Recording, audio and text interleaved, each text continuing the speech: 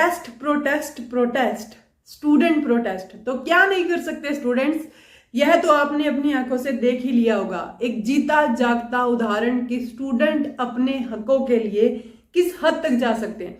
कुछ ऐसी ही परिस्थितियां जिससे डर कर एक देश का प्रधानमंत्री देश से ही निकल जाए। जी हां, आज हम बात कर रहे हैं भारत के उस पड़ोसी देश की जिससे भारत सबसे ज्यादा सीमा रेखा बनाता है, बांग्लादेश की। लंबे समय से चल रहे इस प्रोटेस्ट में स्टूडेंट एकजुट होकर सरकार की नीतियों के खिलाफ लड़ रहे हैं। तो इसके बारे में आप क्या कहना चाहेंगे? क्या इसमें विदेशी ताकतों का कोई रोल है? तो हम इसे जानेंगे पूरी डिटेल में। वीडियो को देखिएगा बिल्कुल एंड तक।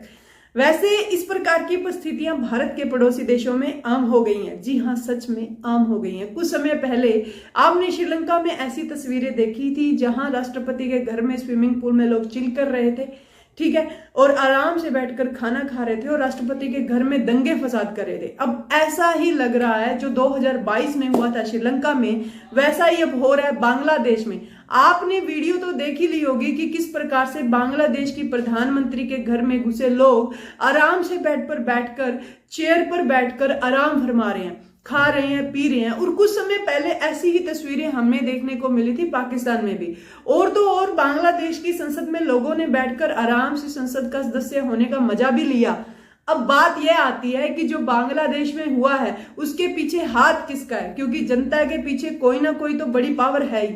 तो कौन मोटिवेट कर रहा है स्टूडेंट्स को, जनता को कौन मोटिवेट कर रहा है? अभी थोड़े टाइम पहले ही की बात है, शेख हसीना जो कि प्रधानमंत्री थी बांग्लादेश की, एक ट्वीट करके बताया था कि किसी सफेद व्यक्ति का मेरे प्रधानमंत्री होना या मेरा यहां होना हजम नहीं हो रहा है। सफेद व्यक्ति, क्योंकि ऐसा सुनने में आ रहा है कि बांग्लादेश को तोड़कर एक नया राष्ट्र बनाने की चाह में अमेरिका और शेख हसीना ने इस प्रकार के आरोप लगाए थे। तो इस प्रकार की जो बातें हैं यह पुष्टि करती है कि बांग्लादेश प्रोटेस्ट में कहीं ना कहीं विदेशी ताकतें, जिसमें अमेरिका का नाम सबसे ऊपर लिया जा रहा है, जो एक बड़ा रोल अदा कर रही है। शेख हसीना ने कल ही अपने घर छोड़ दिया था और प्रधानमंत्री के पद से इस्तीफा देकर वह भारत की तरफ निकली थी। हेलीकॉप्टर की मदद से वहां से निकली क्योंकि बहुत ज्यादा दंगे फसाद हो रहे थे।